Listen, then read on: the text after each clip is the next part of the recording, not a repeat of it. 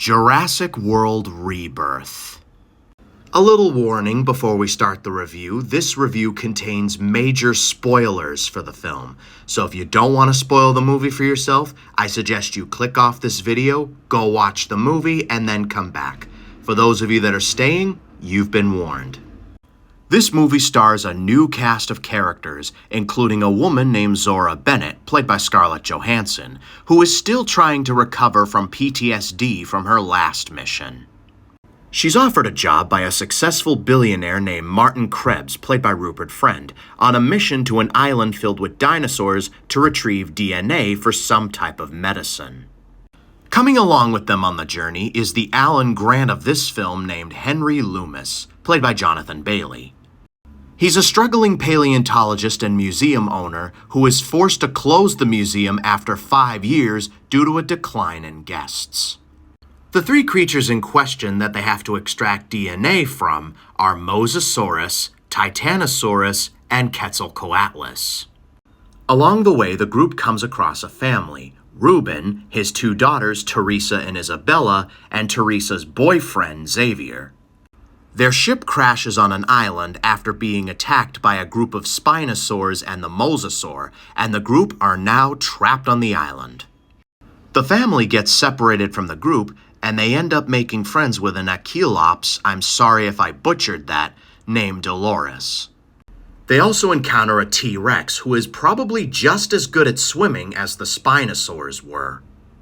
Meanwhile, the rest of the group manages to get a sample of the Titanosaurs as well as the Quetzalcoatlus, though it wasn't very easy and it did come with casualties. As it turns out, Martin Krebs has malicious intentions with this DNA and is the bad guy, surprise, surprise. And there are very subtle hints that he's the bad guy, and by very subtle, I mean it's pretty frickin' obvious. One example I can give you is that when Teresa tries to call for help, Martin stops her for some reason. When everyone regroups, it turns out that Martin ordered a helicopter to collect the DNA samples and the people so they can get off the island. While waiting for the helicopter, the group are attacked by mutants called mutodons, which are a cross between velociraptors and pteranodons. But when the helicopter tries to land, another much larger mutant called the Dinosaurs Rex destroys the helicopter. And for the second half of the film, the Dinosaurs Rex basically pursues the group. Martin Krebs ends up getting his comeuppance when said mutant ends up eating him. One of the members, named Duncan, uses a flare to try and distract the Dinosaurs Rex while everyone else escapes. So now you might be asking, how is the final battle gonna go down? Is the Dinosaurs Rex gonna be defeated? Let's take a look at the previous films as a recap. In Jurassic World, the Indominus Rex is dragged into the lagoon by the Mosasaurus.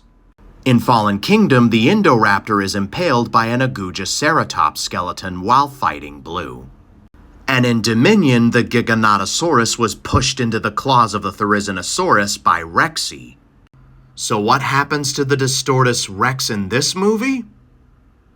Nothing. That's right, after pursuing the group for a little bit, the Dinosaurs Rex just gives up and leaves. Nothing happens.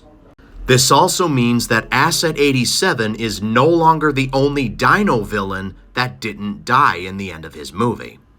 And that was Jurassic World Rebirth, and while not the greatest Jurassic film I've ever seen, it's definitely a breath of fresh air from the previous 3.